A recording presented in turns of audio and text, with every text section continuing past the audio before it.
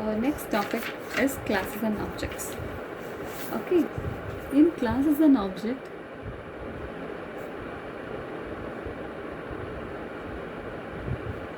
what all we are going to see?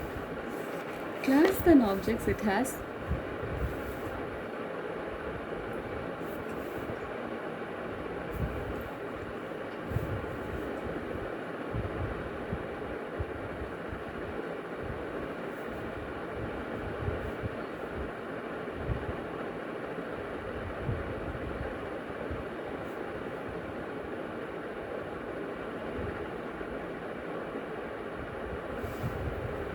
see, using classes and objects, we are going to see all these three types of functions in C#: encapsulation, inheritance, and polymorphism.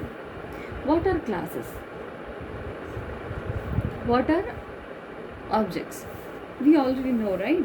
Classes are like, it is a user-defined data type with a template that serves to define the properties. Okay, what is classes? The classes are user-defined data types with a template. It has a template that serves to define the properties of the function. What is encapsulation? First of all, encapsulation is like that hides the internal meaning of an object.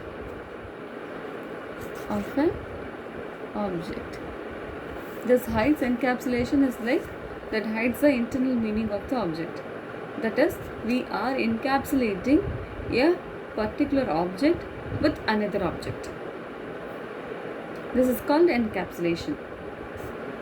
Okay, and inheritance and polymorphism, it has classes, and we will be seeing that later on classes. Okay, first what we are going to see is defining a class. How we could define a class? Defining a class. Classes are like, I have already mentioned you, classes are like user-defined data type. User-defined data type that serves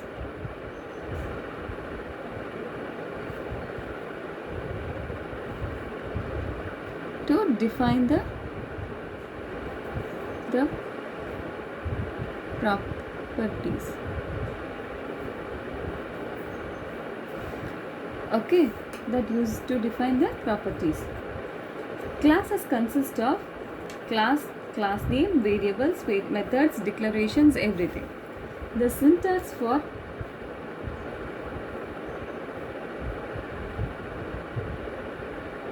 class name, and variable declaration,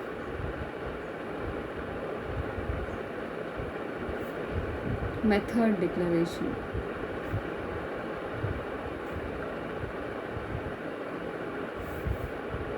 This is the syntax for class. Okay, and what is objects? The instances of classes are referred as objects. The instances of a class are referred as objects. Okay, this is how your classes are. Classes function is syntax is like class, it's a keyword. Okay, class is a keyword, and the class name is a valid C# identifier, and this is a valid C# identifier that can be whatever the name you can keep. Whatever the function, for factorial it is factorial function, for prime numbers it is prime number function. Whatever the function might be, you can change your name here. And the class has method declaration and the variable declaration. This is how you could use it. Okay, and the next is adding variables.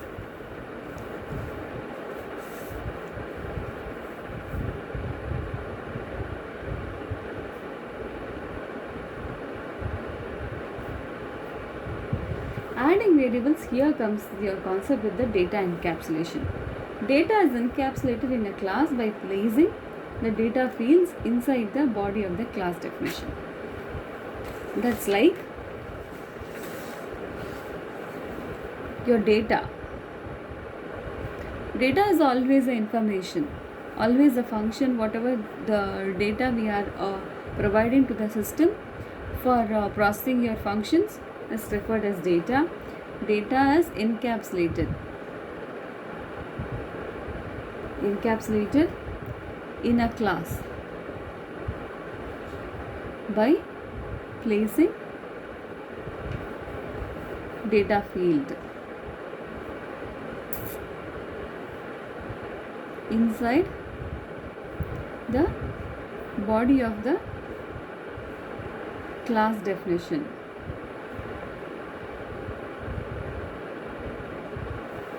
Okay, data is encapsulated in a class. That is encapsulated in a class by placing the data field, inside the body of the class definition. You could get how encapsulation is done. Data is encapsulated in the class by placing the data field inside the body of the class definition.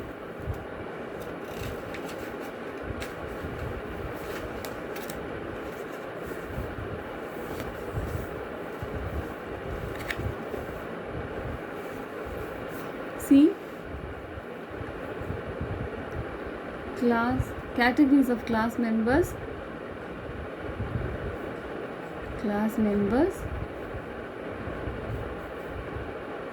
instance members, static members.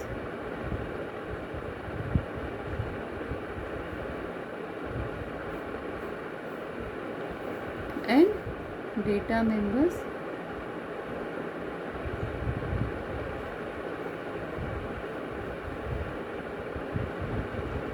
function members.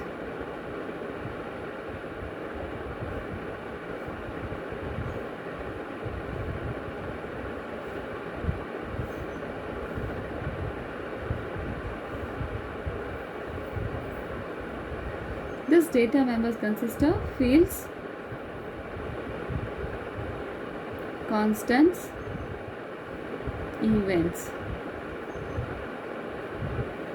and the function member consists of methods, properties, indexes, constructors, destructors. Methods, properties, indexes, constructors, and destructors. These are the classification of class members, instance members, that has data members and function members. Data members as fields, constant, and events, and the function members as method, properties, indexes, constructor, and destructor.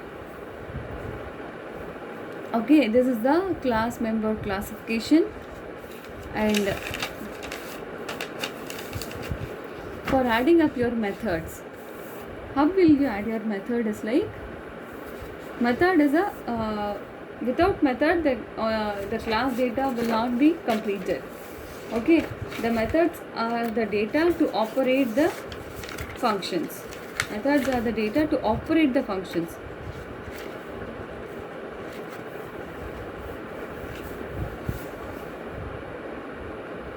Type, method name of parameter list,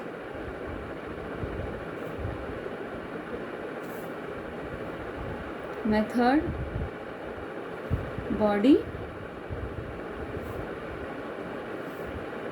The body actually describes the operations that has to be performed on the data. Okay, and the method name is like the name of the method. Whatever the function, you can replace the name as you wish. And the parameter list, the parameters, whatever the parameters you wanted to give with the parameters, that is mentioned here. It's fine.